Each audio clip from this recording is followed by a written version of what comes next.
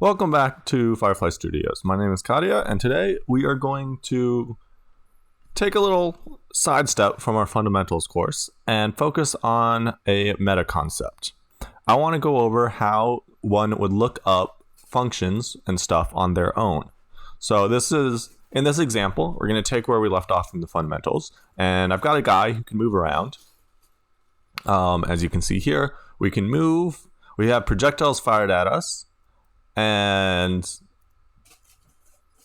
currently, they push us back. It'd be really cool if we could do something to attack and make the projectile disappear. So we're going to approach this as if I had no idea what I was doing and how I would figure out how to do this. Well, the first thing that is known is that I am going to need to make an animation for attacking. So let's do that. I'm going to go to my animation panel. This is all going to be pretty basic. We've covered this in other videos, so I'm going to do this part pretty fast. So I'll do animations, and then I'll do attack or mushroom attack. And I'll save this in my mushroom man. All right, and we're going to make this a super simple animation where we're just going to thrust our spear forward. So I'm going to come out here for a little bit. I'm going to select, this would be his right arm. I'm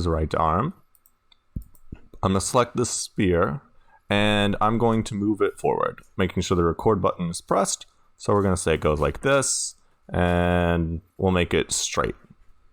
And then I also need to make sure that the arm is animated.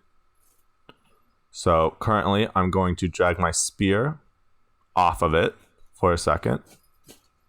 And then I'm going to, actually, I did that wrong. So, all right. So I'm going to hook up some animation real quick. This isn't relevant to this video, so I'll speed through it pretty quick. Created a new animation called Mushroom Attack. I went out a little bit, and I'm going to animate his arm first, since that's the parent object. And then I'm going to shift it forward just a little bit, so he's thrusting. And then I will animate the spear. So the spear is sticking kind of straight out like this. And put it here-ish. I have noticed a bug in my current setup where my spear handle is disappearing. You see that underneath the body? So I'll fix the order layer. But for now, I've just kind of got a thrust like this. And then we're going to sit out there. This is just a little tip for a frame or two to give some emphasis to the thrust. So if I hit play, switch to my attack, hit play, you should see it stab out. And then I want something to happen on the animation. I want damage to be applied when it is out here. So I don't know how to do that. So let's look it up. We'll say call function from animation Unity. Because that's what I want to happen. And see what options we have. Well, I've got using animation events, the Unity manual. This is the official documentation. It's this one right here. This is a very good source. So I'm going to middle mouse button that and open that up. And then I've got an link here that says answers.unity.com. This is the Unity forums, and this also tends to have reliable information. So I'll open that one up, and I'll just look through them. I'll start off with the forums. Read this real quick. Basically, it looks like this guy has the same issue. He wants the damage to happen when it looks like the sword hits, not at the beginning. Is it possible? Have a look at animation event. All right, what's animation event? Using animation events. Okay, they take me to the same place. So the way I do this is, let's see here. You could call a function at specific points in the timeline. To add an animation event, click the event button. Okay, that's that button right there. All right, cool. So I'm going to do that. I'm going to click the event button. Oh, look, I've got functions. Well, I don't have a function for it currently, but we can set that up. All right, cool. So now I know once we hit that point, we're going to cause the thing to happen. All right, cool. So then let's make sure, because I know that we're going to need some form of collision. Let's make sure that we have a collider on our spear. Or better yet, let's make sure that, because we only want the tip of the spear to do damage, I'm going to create an empty game object and call this attack point. And I'm going to make sure this is at the end of the spear. You can just click this so we can see it. I'm going to move it down here. So that way we know our attack is going to come from this point. All right.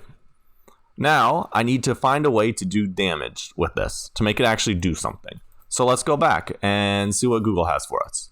So we're going to look up do damage to hit object Unity. Yeah, that works. It's purple because I already Googled it earlier just to make sure that it would work. And we come over here and let's see what this entry says. This says I want to use a projectile instead of right casting. So sounds like he's trying to get a projectile to hit something and make it take damage. Let's see what the answers are. So this one says, are you using find enemy of type? Okay, that's not relevant to us. We want to get the enemy. We can use the on trigger enter collider. Okay, we can get information that way. This looks like how we would access damage. So we have a take damage function on an enemy that is looking for a damage amount. Okay, I could use that. So let's see here. This is using a collider. This is saying if the other GameObject.tag is an enemy, we will do damage to it. All right, cool. Well, how about we just take this, and we'll have to modify it, but that's a good starting point, and use it in our code. So let's make a script.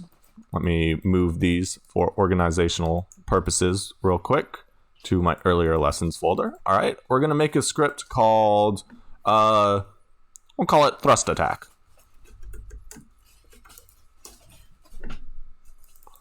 And let's open up this script.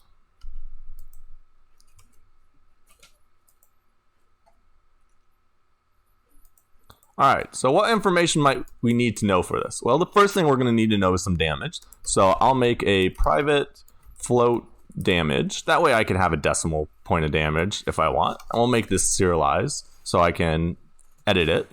And then what I want to happen is to have a public function attack. And then we want this function to happen in our animation. So I'm gonna just put a note here that says this is just for organization called in animation. And then here I'm gonna just paste what we had before and see what we need to change here. We need to know other, so we could use this. Let's do, we don't care about this stuff. We're just gonna, for this purposes, we're gonna make it just deal damage to whatever it hits. So how do we detect what we hit? Let's check that out. So let's use a different resource this time. So melee attack Unity. And let's see what options we have. All right, melee system in Unity, melee attack. Let's look at these. Let me correct the spelling on this. Let me try YouTube. Let's see if YouTube has anything good for us. All right, we got a couple options. We can look at some of these. All right, so this is saying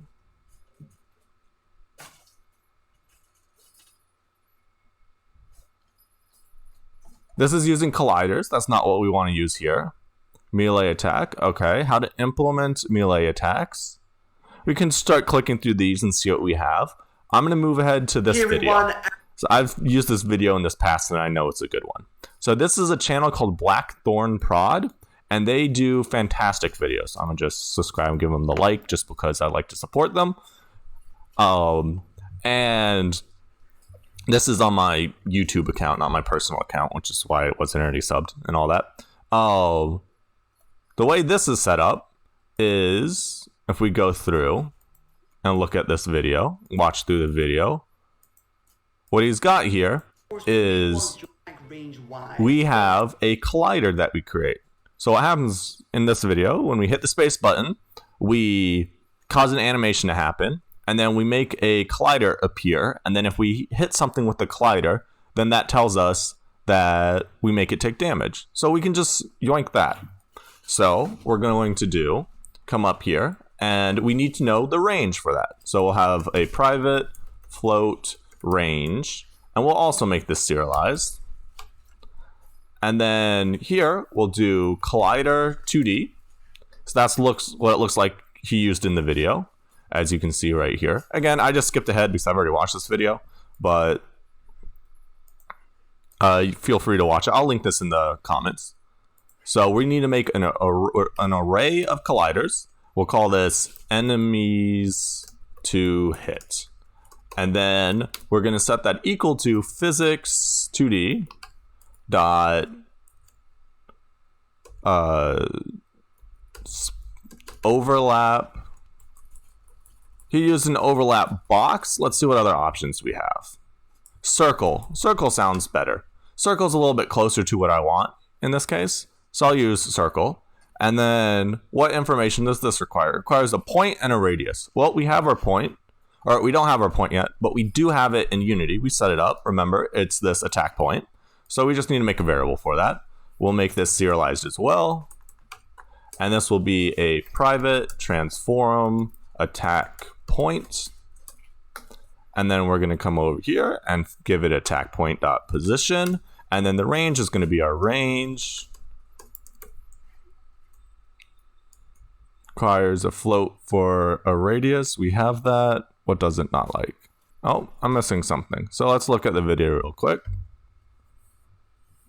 Overlap box all. I'm missing this all keyword. Overlap circle all. Let's see if that fixes it. Yep, that fixed it. And then they have us using, if we look at our video, we have a for each loop or a for loop here. And then we look at each of the things we could hit and see if we can damage them. So I'll do for each, hit tab twice. We know we're looking for collider 2Ds. We'll look at enemy in our array that we just made. So I'll just paste that in right there. And then we want to say if they have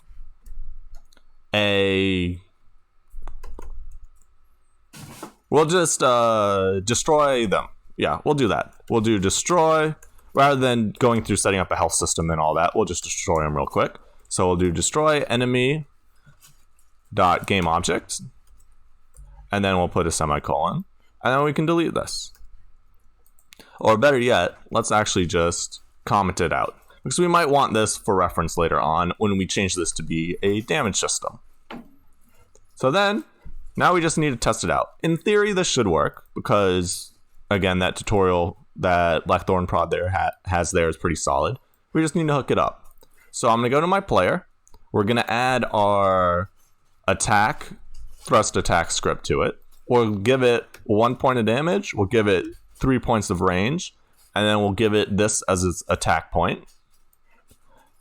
And now that it's here, let's see if we can hook it up to our animation. So from our functions, we're going to look for attack animation. There it is. And now we just need to hook it up in the animator so that we can actually cause this to happen. So I'm just going to, for now, I'll hook it up real quick. So I'm going to make a trigger that's called isAttack. And then I'll make a transition from here to attack, and then from here to attack. This isn't the most optimized way of doing this. But it will function. And we want to go to attack if we are attacking. Delete one of these. We care about our attack trigger. We're going to go, or this one actually has no. This is going from sidewalk to attack. So yes, we care about our attack trigger. So we're going to say is attacking. And then we want to not play any more of the animation and then instantly go into our attack animation. And then we'll exit our attack animation. Let's say we always go to walking after we're done attacking to make our life easy. Our attack animation is always going to play fully. So we'll change our exit time to 1, and we'll change our transition duration to 0. And then we just need to plug this one up. So this is going to be 0. That's going to have a transition of 0, and this is going to be on the attack trigger button. And then we just need to plug it up in the script. So we'll go to our player movement script, and I'm going to just place it in here for now. We went over how to do raycasts earlier, and we touched on Vector 3 movement via add force in an earlier video as well. So here I'm just going to do if we press a button dot get button down, we'll say mouse button 0, which is our left mouse button. All right, so we just need to plug up this in the code. So the way we're going to do this is we're going to go over to our animation script, and I'm going to, in the update, just have a, if we press the mouse button, we're going to do our anim dot set trigger, and then we're going to trigger the attack trigger. TTACK. And then let me just double check the spelling here. Is attack, so I need to make it match. So it's going to be is attack. Double checking again. Is attack. All right, we should be good. So I'm going to press play, and let's see if it works correctly. When I click, do we go into an attack? Oh, what's happening here?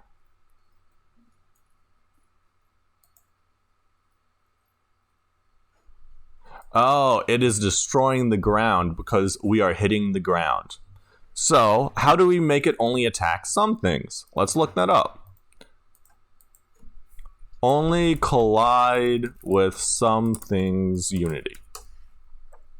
This is a very repetitive process, but this is a good way to, this is what you're going to have to do to learn things that you might not find in a video. So let's see here. You can do 2 colliders. You could use the collision layer matrix to do it. All right, let's do that. So what's the collision layer matrix? That's a good question. This guy recommends this post. Edit project setting physics. Okay, so you can use layers and make them interact with other things. So what we'll do is we'll make the... That won't work for our object because we don't actually have a collider there. So let's try, let's see what else Google has for us. Let's see if this video has anything for us. So we're going to go forward a little bit more. Here it is. What is enemies? So he talks about it in this video, and this is a concept called a layer mask. So what a layer mask is just a means to specify what layers you want to be able to attack. So I'm going to make a public variable just for now. Layer mask. Actually, this is going to be in the attack script. My apologies. So in our threats attack script, we're going to have a serialized field that is a private layer mask, and we'll call this enemies to hit. So this can make a collision ignore certain things. So we're going to also feed in a parameter here, which is our int layer mask, or in our case, we made a variable for it. So it's going to be enemies to hit, not to hit. We need to give this a different name. Enemies can hit. Sure. Can hit. All right. So now, once this is saved, we just need to specify what we can hit. So I'm going to come over here. We're going to say we only want to hit. I'm going to say water for now. And then we'll go to our prefabs and we'll make sure this is water. So I'm going to set this on cancel. I'm going to set this on water and change all children. And now let's see if it deletes the ground like it was doing so before. Okay, it's not deleting the ground. Getting pushed off. All right, let's try this again.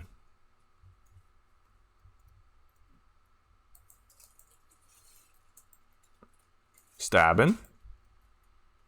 All right, it's a little finicky. Let's see if we can make this any better. So I'm gonna just delete this cube, and I am going to select our spit. Just for argument's sake, I'm gonna turn off the collider on it. Or we want the collider. I'm gonna make it a trigger so it doesn't push us. And let's test it out.